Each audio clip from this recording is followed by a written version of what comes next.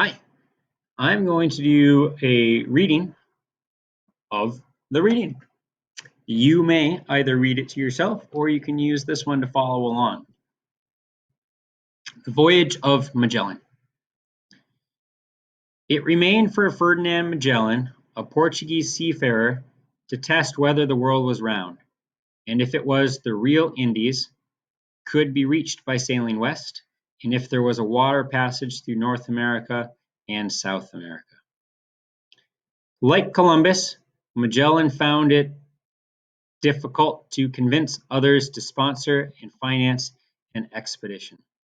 First, King Manuel of Portugal refused to give him the ships, supplies, and men necessary for such a voyage. Following King Manuel's refusal, Magellan traveled to Spain to make the same request of King Charles. Charles agreed to help Magellan. When King Manuel heard of the agreement, he was very angry. Spain was a bitter rival of Portugal. Manuel realized that he had missed an opportunity to get the spices of the Indies and to gain new lands. He was also angry with Magellan and called him a traitor. Magellan began preparations for the voyage. There were many difficulties to overcome. One of the most serious was to convince sailors to join him on the voyage. King Manuel's spies were spreading rumors that Magellan's ship was not seaworthy. The ship would fall apart. Magellan was a most determined person. He was also clever in finding solutions for problems. Finally, on September 20th, 1519, his little fleet with 250 sailors sailed out of the harbor of San Lucar and headed on a southwest course towards South America. At first, things went smoothly, but after weeks at sea with no sight of land, some of the men plotted to seize the ship and return to Spain. Magellan heard about the mutiny and successfully put it down. Magellan kept his fleet sailing ever westward. Finally, the coast of South America was sighted.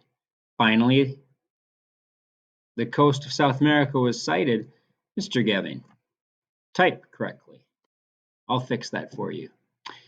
He followed the coastline southward, exploring every bay and river mouth to see if one would take him through the continent. Then a serious event occurred. One of the ships, the Santiago, was wrecked when exploring one of the bays. The sailors thought that they would never reach the end of South America, but one of the openings on the coast proved to be the passage for which they were looking. The passage is now called the Strait of Magellan. It was treacherous and stormy. The sailors prayed for their lives. One of the sights they saw were numerous fires on the slopes that line the passage. Because the fires were made by the Indians to keep warm, Magellan called the land Tierra del Fuego, which in Spanish means the land of the fires. A serious setback occurred. The captain of the San Antonio did a cowardly thing.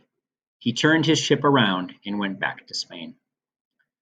Finally, the ships broke through the passage. Before them lay a great expanse of calm water, quite different from the stormy passage they had sailed into.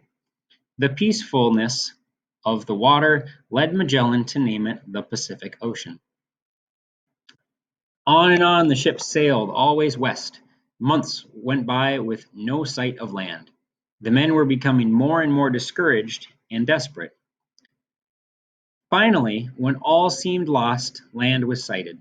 It was the island of Guam, and in the group of islands called the Lardons. Landing parties were formed, and the sailors replenished their food and water. After leaving Guam, it was a short sail to the Philippine Islands. Magellan landed and made friends with the natives. However, unwisely, he took sides in a dispute between the tribes and the islands. While Magellan was trying to land a group of 49 people, the natives surrounded him in the surf and they killed him. By this time, there was only one ship left to complete the journey. It was the Victoria, which means victory. The new captain, Juan Sebastian Delcano, obtained a load of spices from one of the islands and took off on a southward course for the Cape of Good Hope. on the southern tip of Africa. After unbelievable hardships in the South Atlantic, including trying to avoid King Manuel's ships, the ragged Victoria and its exhausted crew sailed into the harbor of San Lucar on September 4th, 1522, almost 3 years from when their journey began. Now that's the reading, and I'm going to introduce the activity in another video.